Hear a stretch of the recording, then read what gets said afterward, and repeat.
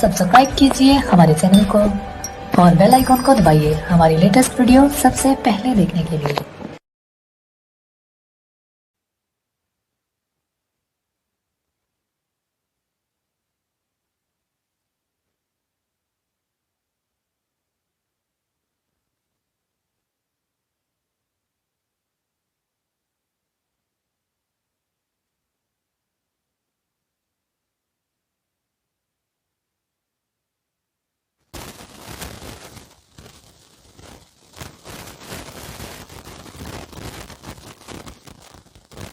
बारे में बताऊंगा या उससे संबंधित जितनी चीजें हैं उनके बारे में बताता रहूंगा।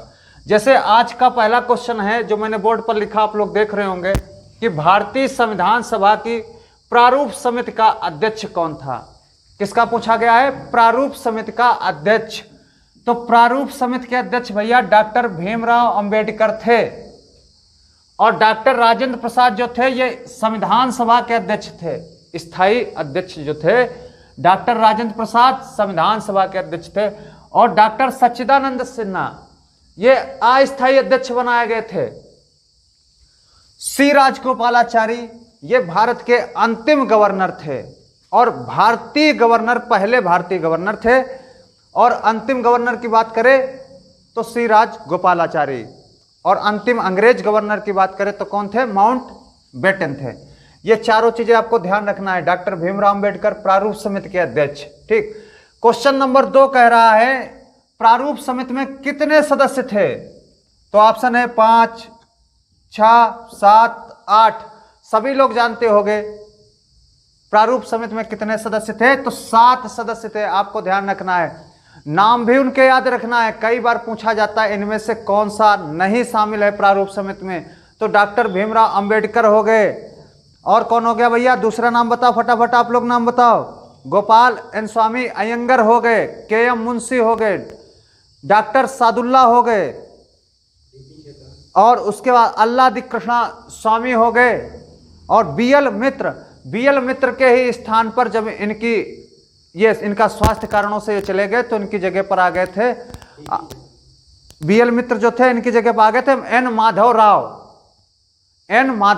राव और डीपी खेतान जो थे इनकी आकस्मिक मृत्यु होने पर इनकी जगह पर आ गए थे टी कृष्णमाचारी। ये 7 लोग थे। तो बी.एल. मित्र के स्थान पर कौन आए थे? एन माधव राव। डीपी खेतान के स्थान पर कौन आए थे? टी कृष्णमाचारी। डीपी खेतान की मृत्यु हो गई थी और बी.एल. मित्र जो थे ये स्वास्थ्य कारणों से हट गए थे। ठीक। ये हो गया प्रारूप समिति के सदस्य। टोटल सदस्य कितने? 7। ये ध्यान रखना, नाम भी आपको ध्यान रखना, अध्यक्ष कौन थे, क्योंकि प्रारूप समिति से बहुत क्वेश्चन पूछे जाते हैं। फिर प्रारूप समिति का गठन कब हुआ? प्रारूप समिति का गठन कब हुआ? 13 दिसंबर 1946, 22 जनवरी 1947, 3 जून 1947 या 29 अगस्त 1947। तो गठन कब हुआ था प्रारूप समिति का? प्रारूप समिति का गठन हुआ था 29 अगस्त 1947 को। कब हुआ था भैया? 29 अगस्त 1947 को।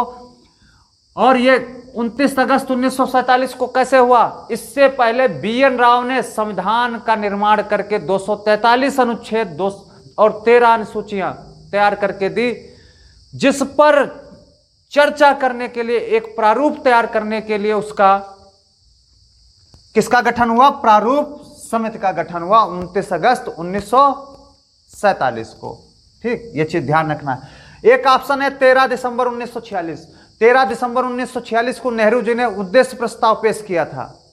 नेहरू जी ने उद्देश्य प्रस्ताव पेश किया था। 22 जनवरी 1947 को वही उद्देश्य प्रस्ताव पारित हो गया था। 22 जनवरी 1947। 3 जून 1947 बहुत इंपॉर्टेंट ये डेट है, इसको बोलते हैं 3rd जून प्लान। 3rd जून प्लान माउंट बेटन का ये प्लान था कि भारत को 2 हिस्सों में बांट देना है। पाकिस्तान और भारत 2 हिस्सों में उसको बांट देना है। ये चीज ध्यान रखना है। ठीक। फिर अगला है क्वेश्चन, भारतीय संविधान के निर्माण के समय संवैधानिक सलाहकार कौन थे? भारतीय संविधान के निर्माण के समय संवैधानिक सलाहकार कौन थे? ये कई बार क्वेश्चन पूछा गया, 1-2 बार नहीं, कई एग्जाम में कई बार पूछा गया। तो कौन थे भैया? बी.एन. राव थे।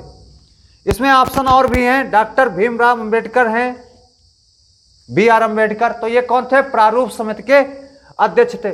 डॉक्टर राजेंद्र प्रसाद हैं, तो ये संविधान सभा के अध्यक्ष थे। K.M. मुंशी हैं, ये जो कार्य संचालन की समिति थी उसके अध्यक्ष थे। K.M. मुंशी कार्य संचालन की जो समिति थी उसके अध्यक्ष थे।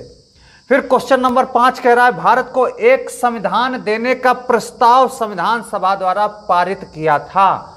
अभी मैंने जस्ट ऊपर ये क्वेश्चन बताया था एक कि नेहरू जी ने 13 दिसंबर 1946 को उद्देश्य प्रस्ताव पेश किया। तो उद्देश्य प्रस्ताव किससे संबंधित थे? संविधान के निर्माण से संबंधित था उद्देश्य प्रस्ताव। और वो कब पारित हो गया था? 22 जनवरी 1947। तो इसी का आंसर क्या हुआ? भारत को एक संविधान देने का प्रस्ताव संविधान सभा द्वारा पारित किया गया। तो 22 जनवरी 1947 को पारित किया गया था। वही आंसर है, बस थोड़ा सा घुमा दिया है भाषा को, लेकिन आंसर क्या है? 22 जनवरी 1947 हो गया। फिर क्वेश्चन नंबर 6 कह रहा है भारत शासन द्वारा राजकीय चिन्ह कब अपनाया गया? तो 15 अगस्त 1948, 2 अक्टूबर 1947, 26 जनवरी 1948 और 26 जनवरी 1950। आंसर इसका करेक्ट क्या हुआ? कमेंट बॉक्स में आप लोग तुरंत बताएं भैया, क्या करेक्ट आंसर हुआ?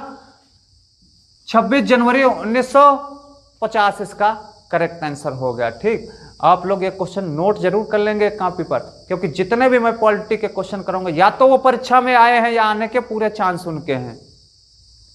बहुत ही इंपॉर्टेंट ही कराता हूं मैं, जो भी कराऊंगा सब आपको इंपॉर्टेंट, जो पूछे गए वही कराऊंगा। फालतू बकवास करने का कोई मतलब नहीं। बस एक बार आप इनको कॉपी पर लिखते रहिए, रिविजन करते रहिए, केवल क्वेश्चन आप तैयार कर लेंगे तब भी आपकी पूरी पॉलिटी तैयार हो जाएगी। ठीक, फिर जनगण मन को भारत के राष्ट्रगान के रूप में कब अपनाया गया? आंसर है 1948, 1949, 1950, 1951। तो कब अपनाया गया था भैया? 1950 को जनगण मन को राष्ट्रगान के रूप में अपनाया गया था। फिर अगला क्वेश्चन पूछा गया है, क्वेश्चन नंबर 8 कह रहा है झंडा समिति के अध्यक्ष कौन थे? तो झंडा समिति के अध्यक्ष भैया कौन थे?